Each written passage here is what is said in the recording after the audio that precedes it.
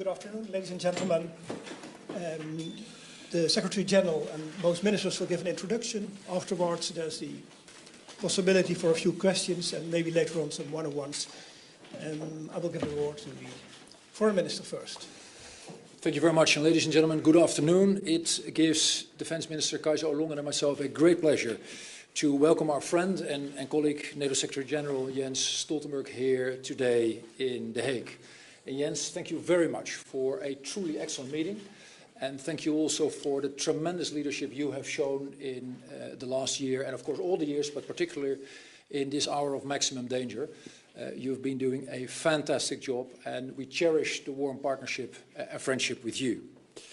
Ladies and gentlemen, NATO remains pivotal to our collective security. And right now, that security, as we all see, is under pressure as a result of Russia's ruthless aggression against Ukraine. The Alliance has played an exemplary role in providing support to Ukraine and maintaining unity in doing so, which is, of course, of the utmost importance. And as the Netherlands, we will continue to support with weapons, with sanctions, with humanitarian aid, with accountability. And we've done more than between $500 million and $1 billion and are continuing to support because we do want to stress that Kiev is not alone. And I'm glad to announce that the Netherlands will contribute an additional 20 million euros for NATO's trust fund for Ukraine. And in total, we contribute 25 million to support Ukraine armed forces with combat food rations, first aid kits, ambulances, fuel trucks, and drone jammers. And I'm sure the Minister of Defense will elucidate on this as well. The Netherlands, NATO allies, the EU, we will continue to stand with Ukraine. And in that, we are one. And that unity is stronger than ever before. And soon, we will be with 32 allies. And let me say once again, it is high time to welcome our friends from Finland and Sweden as full NATO members, because their access will further strengthen our alliance and the safety and security across the globe. And to that end, I very much look forward to continuing the discussions at the Foreign Ministers meeting in Bucharest in 2 weeks' time.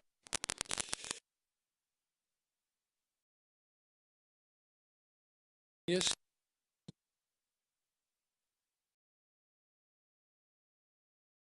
And with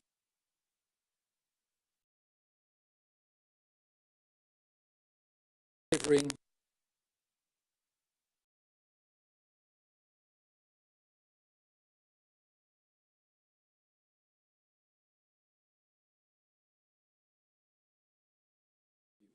requires investment from all of us. Together we are strong, and together we can make NATO even stronger. Thank you very much. Yes, thank you, Wopke. But first of all, let me say tak. Tak, Jens. Du har vist leaderskap and fierce Ukrainian. It shows also that our military support is working, that Ukraine can succeed on the battlefield, and that's very important. But we also know that winter is coming, and we've seen heavily damaged infrastructure in Ukraine. So we must stay the course. It's crucial.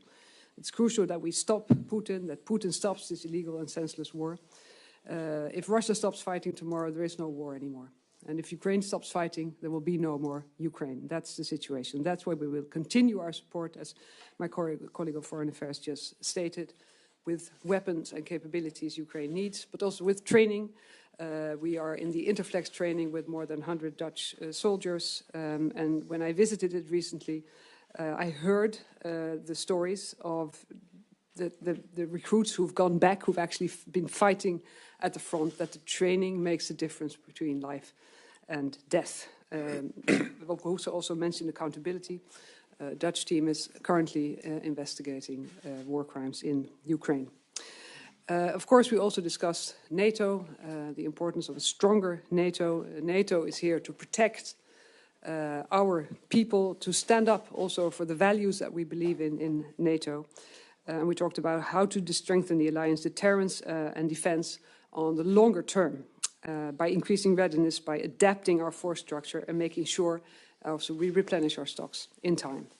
And a strong NATO means also that we have to maintain our technological edge, which is very important. I think we have that advantage and we have to keep that up and my ministry will provide military testing centers for Diana, a very important innovation initiative that NATO took.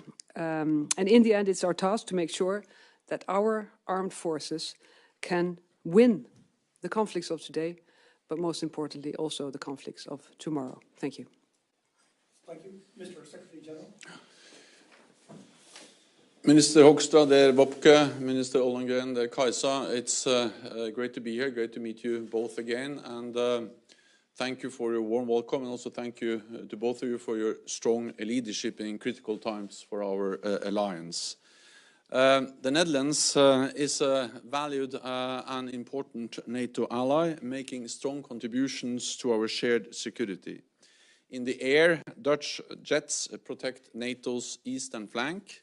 On land, Dutch troops serve in NATO's battle groups in Lithuania and in Romania. And at sea, you are leading one of NATO's maritime groups. I also welcome your ambitious plans to increase defense spending in the coming years and to keeping our technological edge in a more competitive world. All these contributions are important as we face a critical moment for European security. In our meeting, we just discussed Russia's brutal war of aggression and our support for Ukraine. Russia's withdrawal from Kherson demonstrates the incredible courage of the Ukrainian armed forces. But it also shows the importance of our continued support to Ukraine. We should not make the mistake of underestimating Russia. The Russian armed forces retain significant capabilities, as well as a large number of troops. And Russia has demonstrated the willingness to bear significant losses. They have also shown extreme brutality. We have all seen the horrific scenes from the liberated territories, as well as the indiscriminate attacks on civilians and critical infrastructure. The coming months will be difficult.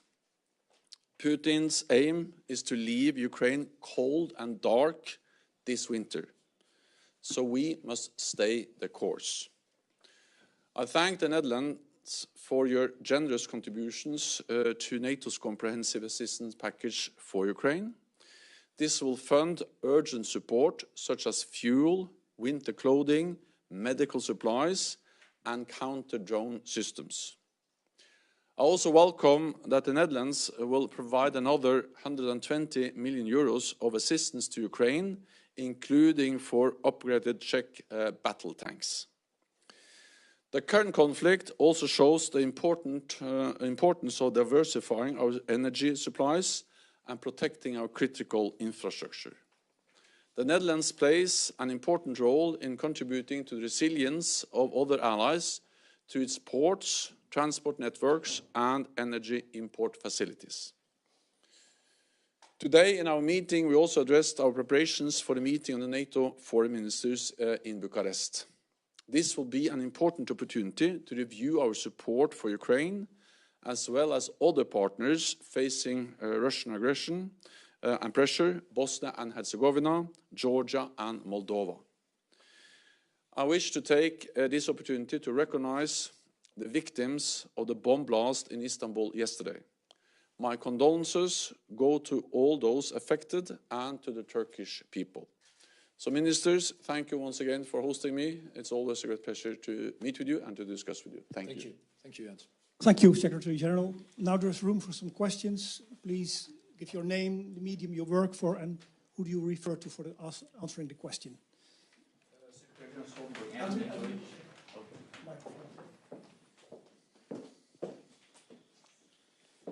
Anthony Deutsch, Reuters. There's been some suggestions that now might be a good time for Ukraine to enter into talks with Russia. Winter is coming. They've had some successes on the battlefield. Do you agree that this might be a good time to that? And I've made one for Mr. Hoekstra. You've said in the past that you thought it might be a good idea to have a tribunal for aggression. all three of you mentioned the brutal aggression of Russia in this conflict. Do you think it would be a good idea to have a special tribunal for specifically aggression in the Netherlands? And if so, how are you trying to create that? Thank you. I think we have to remember what this is. This is a war of aggression where Russia, President Putin, has invaded another country. By doing that, they have violated international law. And even though they have lost some territory over the last weeks and months, they still control large parts of Ukraine. Ukraine has stated that they're ready to negotiate, but we also, of course, know that the only way to achieve an acceptable outcome for them is that they have the strength on the battlefield. Most wars end at some stage around the negotiating table, but what happens around that table is fundamentally linked to the situation on the battlefield. So what we should do is to support Ukraine, to strengthen their hand, so at some stage there can be negotiations where Ukraine prevail as an independent sovereign nation in Europe. It's for Ukraine to decide. It's them to pay. They are paying now the highest price in terms of lost lives and damage to the country. So it's for Ukraine to decide what kind of terms that are acceptable for them. It's for us to support them and maximize the likelihood for an acceptable outcome. And it is, as Minister Ollongren and Kajsa said, that if President Zelensky and Ukrainians stop fighting, then Ukraine will cease to exist as an independent nation. If President Putin and Russia stops fighting, then we'll have peace. So Russia can end this war tomorrow. They started the war, and they can end the war by stop invading a neighbor. With that, I very much agree. Who is strong at the battlefield is strong at the negotiation table, and that is why making sure we enable Ukraine to hold its own basically trumps all other things that we're doing. But you're very right. There is much more than providing military aid that we need to do. Humanitarian aid, sanctions, but also accountability, because we all see, read, and hear about the most horrific things that are going on. And therefore, we owe it to the victims, we owe it to their families, we owe it to prosperity that we do make sure that justice is done and justice is being done, even though we know that that is extremely difficult. If you talk to people who have seen similar cases, it takes years and years. You typically are only able to convict a few of the perpetrators, but still you do need to do it. We very much support also this effort with sending teams, as the Minister of Defense just said. We will continue to do so. And we are open and pragmatic in how to make sure that justice is being done. So we're in full support of the ICC. We also see that the crime of aggression should be put to trial as well. So we're open to exploring what further can be done. What we do have to acknowledge, though, is that every single time you set up a new legal vehicle, you do run into quite a set of complicated issues, because that does need to be acknowledged. But our fundamental position is justice needs to be done, and it is secondary how we achieve that.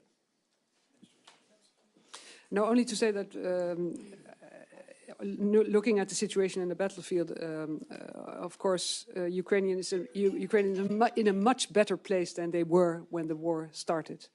And that underlines the point that both Jens and Bobke made.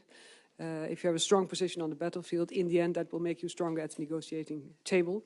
And at the same time, it's very difficult to see that now that the whole Russian strategy has failed, what possible purpose is being served by more losses of lives every day on both sides. And at some point, with winter coming, that must lead to the inevitable conclusion that Russia has to stop fighting this war. Thank you. Thank you, Minister. There's a question here in the front. Dutch News, NOS. Mr. Stoltenberg, as you said, negotiations aren't an option right now.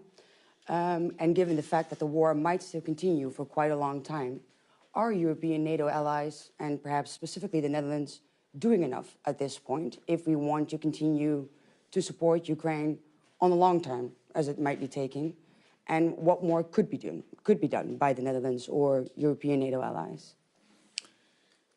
I think we have to recognize that NATO allies, the Netherlands and others, have provided Ukraine with unprecedented support. President Putin made several big strategic mistakes when he invaded Ukraine. One was to underestimate the Ukrainians, the courage, the bravery of the Ukrainian armed forces, the political leadership, the Ukrainian.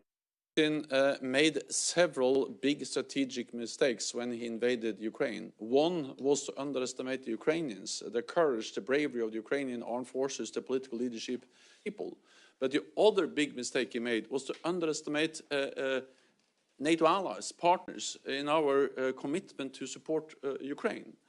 And we have supported Ukraine now for several months, and there is a clear message from NATO allies that we will continue to provide support to Ukraine. I welcome the new announcements from the Netherlands showing that allies are ready to continue to provide military support, economic support, humanitarian support, and also to continue to impose sanctions on Russia. So President Putin not only underestimated the Ukrainians, but he also underestimated NATO allies, Netherlands and partners. I also would like to commend the European Union for the sanctions, the support, everything they do to help and support the Ukrainians.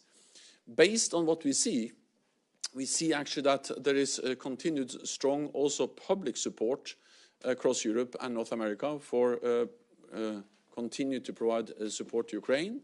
That was also, I think, the message from the elections in the United States, the midterm elections, that we have strong bipartisan support in the United States for continue to provide support to Ukraine for as long as it takes. So the message is, yes, we will support, and we will also, of course, constantly assess what types of weapons we are providing to Ukraine. Thank you, Secretary General. There are two questions, and there is not much time. First question here, the Volkskrant. Then you are the last. Arnoud Brouwers with the Volkskrant. My question is to all of you. One of Mr. Putin's strategies appears to be to create a second wave of refugees fleeing to Europe by bombing all the civilian infrastructure that he can reach in Ukraine. Are you preparing, since support from the West is very important for Ukraine to keep its defenses up, are you preparing here for such an eventuality, is my first question. And second, are you preparing us, the people who live here, for what may be in store this winter, since public support from our countries seems to be one of the pillars on which Ukrainian defense also rests? Yeah, maybe as maybe I can start and you take over. I think, well, you state that one of the goals is to create more refugees from Ukraine into to the rest of Europe. I think the goal, if there is a goal, is to demoralize the Ukrainians. And I think we can see now that that's not going to succeed, whatever happens. Morale is very high on the Ukrainian side. And I think in general, as we all three stated, that Putin has not achieved any of his goals thus far, is that he's achieving quite the opposite goal. We are seeing Sweden and Finland entering NATO. We are seeing more unity in the NATO and also within the EU than ever before. And actually Ukraine has friends and allies that you almost cannot count, and the friends and allies of Russia you can count on one hand. So yes, there is a sort of a tactic of the scorched earth, if you want, by targeting the critical infrastructure, electricity, water, etc., targeting the Ukrainian people directly. But it's not going to break the morale. I'm sure of that. No, I very much agree with what the defense minister said, and this might happen. But if there's one thing that we have seen also in the first wave after February 24th, is the tremendous support from governments all across Europe and beyond, by the way, and our citizens to help out and to harbor those basically fleeing from within our region from one place to the next. And that is something I think we should sustain. There is, however, one thing that, of course, we do see. We do see that Putin is weaponizing food, particularly vis-à-vis the global south. He is weaponizing energy also against us. So the one thing we need to do, in my view, as governments in Europe and North America and across the globe, is make sure that on the one hand, we will continue to support our war effort. And on the other hand, we do provide our own citizens with a shield to make sure that they can sustain their lives, they can pay the energy bill, they are able to do their shopping, because as long as we maintain their position, I am sure we can also maintain the broad support that we see all across the streets here in the Netherlands and beyond. Let me just say that, first of all, I agree with what Kajsa and Wopke just said. I can add one more point, and that is that I'm confident and certain that NATO allies and partners will continue to support Ukraine, not only because we stand in solidarity with Ukraine, but also because it is in our own interest to ensure that President Putin doesn't win in Ukraine. That will be a catastrophe for the Ukrainians, but it will also make the world more dangerous. We will become more vulnerable, because then the lesson learned from the war in Ukraine for President Putin, but also for other authoritarian leaders, is that when they violate international law, when they invade another country, and when they use brutal force, they achieve what they want. And that will make us all more vulnerable. And that's the reason why it's in our interest, our security interest, to provide support to Ukraine. Yes, we pay a price. Higher energy bills, higher inflation, the economic costs of providing support. But the price we'll pay if we don't succeed, if President Putin wins, will be much higher, because then we'll live in a more dangerous world. Thank you, Secretary General. Last question here in the second row. Mr. Stoltenberg, Mr. Hoekstra, just to be clear, following up the questions on the war goals of the Ukraine, it's fully clear that Ukraine is completely dependent on Western aid for military success at the moment. So it's a relevant question, I think. What is for the West, for NATO, or for the Dutch government, an acceptable outcome of this war? If you're saying it's okay for Ukraine to reconquer the territories that were lost, does it also include the Krim and also Donbass? Or would you say that is too much, because that will risk destabilizing Russia in a broader sense? Thank you. It is for Ukraine to decide what is an acceptable resolution of this conflict. We will not sit here and decide that on behalf of them. Nothing about Ukraine without Ukraine.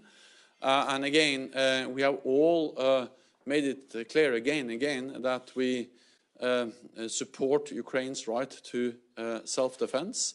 We have to understand that what Ukraine does is to defend their own country against a war of aggression. And NATO allies, we are not party to the conflict, but we support Ukraine in the right for self-defense. And the right for self-defense is a right enshrined in the UN Charter. And we will not sit in Brussels or in any other NATO capital and decide what is acceptable. What we will do is to maximize the likelihood for Ukrainians to achieve an acceptable resolution around the negotiating table. And the way we do that is to strengthen their hand on the battlefield. That's what we do. I couldn't agree more. If this whole, at the moment that this whole horrible war is over, one thing needs to be crystal clear to the Kremlin and to all dictators and would-be dictators across the globe. And that is that, there is no room for this type of imperialism in the 21st century. And that is our aim. Our aim is to help the brave Ukrainians that are fighting for their own country, but is also making sure that, our whole continent stays safe And we do make sure that this lesson, that this notion clearly resonates across the globe. So we will continue to support them.